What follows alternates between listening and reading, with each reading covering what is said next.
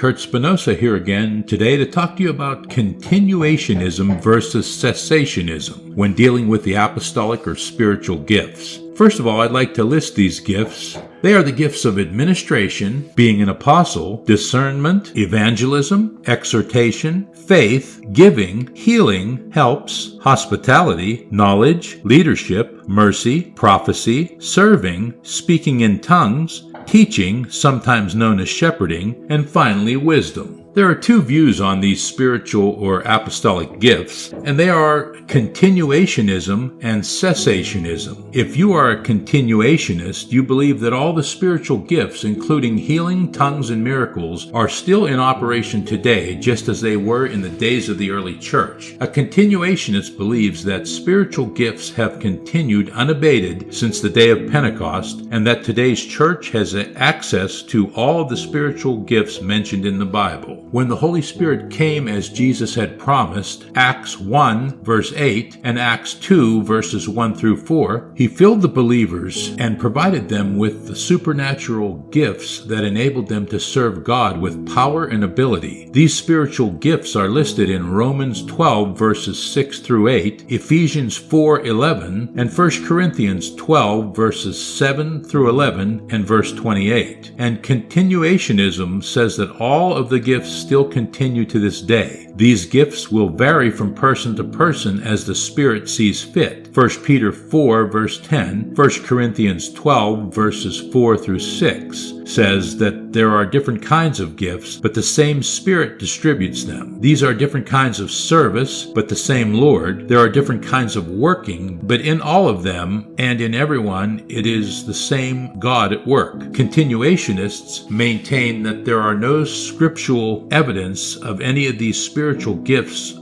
that are no longer in operation. The contrasting viewpoint is called cessationism, which teaches that some of these gifts have ceased or are no longer in operation today. The question in cessationism is not whether there are gifts still being given, but which ones are still being given. Cessationists point to verses such as 1 Corinthians 13:10 and the fact that miraculous gifts seem to be closely tied to the ministry of the apostles and the verification of God's revelation. Acts 2 verse 22, Acts 14 verse 3, and 2 Corinthians 12 verse 12 as evidence that the miraculous gifts of the Spirit have ceased. As with any doctrine, there are extremes on either side. Some cessationists believe that all the spiritual gifts ceased with the end of the apostolic age. Less extreme cessationism holds that only the sign gifts of healing, miracles, and tongues have ceased. On the extreme continuationist side, there are those who teach that tongues must always follow salvation or the filling of the Holy Spirit. There can also be a wrong emphasis on the gifts rather than on the person of Jesus Christ. Some even claim that every believer can be equipped with every miraculous gift if he or she has enough faith. But this concept is clearly refuted in 1 Corinthians 12 verse 11, which says that the Spirit distributes them to each one, just as he determines. Paul dealt with this very issue in the Corinthian church. Do all work miracles? Do all have gifts of healing? Do all speak in tongues? 1 Corinthians 12 verses 29 to 30, the answer to these questions is no. So in summary, are you a continuationist, a cessationist, or somewhere in between? I am a less extreme cessationist myself, in that I believe that some of the apostolic gifts ended with the age of the apostles, more specifically the gifts of healing, miracles, and tongues. Where do you fall on this spectrum? Thanks again for listening. See you again soon.